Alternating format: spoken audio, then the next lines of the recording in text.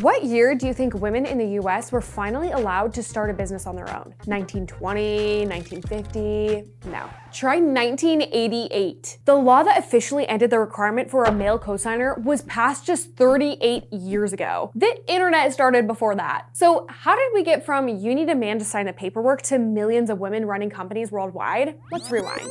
Hi, I'm Kate from Northwest Registered Agent. We're a company that helps people start and build their own businesses, so understanding this history really matters to us. Not that long ago, women didn't have the same access to do this on their own. In the early 1800s, if a woman wanted to run a business, she didn't have very many options. The most common way women became business owners was usually through widowhood. Which brings us to Rebecca Lukens. Rebecca became the first female industrialist in the United States, running an iron mill. Her father originally owned the mill. When he died in 1824, it was supposed to pass to Rebecca's husband, but just 1 year later, her husband died unexpectedly. Rebecca had a choice: walk away from the family business or take over. Despite society's expectations and her own mother's disapproval, Rebecca took over the company. Inheritance wasn't the only way women managed to run businesses back then. In some places, women could operate as femme sole traders, which meant they could sign contracts and run their own businesses. This happened a lot in busy port towns. Let's just say these women had the business sense to turn that chaos into cash, while others found some more creative workarounds. If a husband was away, a wife might act as a deputy husband, running the business in his absence. And they were doing this despite the law working against them, because of something called coverture. Under coverture, a married woman basically didn't exist as an independent person.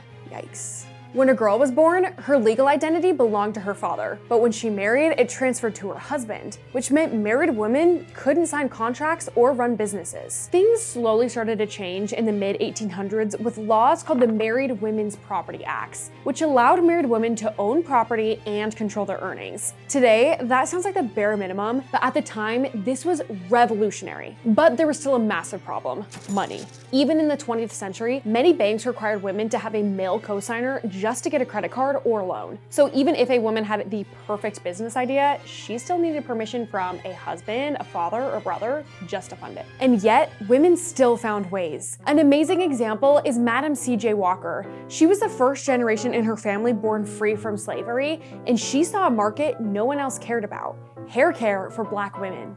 Walker was unmarried when she started, which actually gave her a bit more legal freedom. Turns out being single had its perks even in the 1900s. She ran her business carefully, building her own product line, using direct sales, and opening beauty schools, all ways to stay in control in a world that limited women's financial independence. By the early 1910s, she became the first female self-made millionaire in America. She even trained hundreds of Black women as sales agents, giving them the tools to build financial independence. Now, flash forward to the 70s.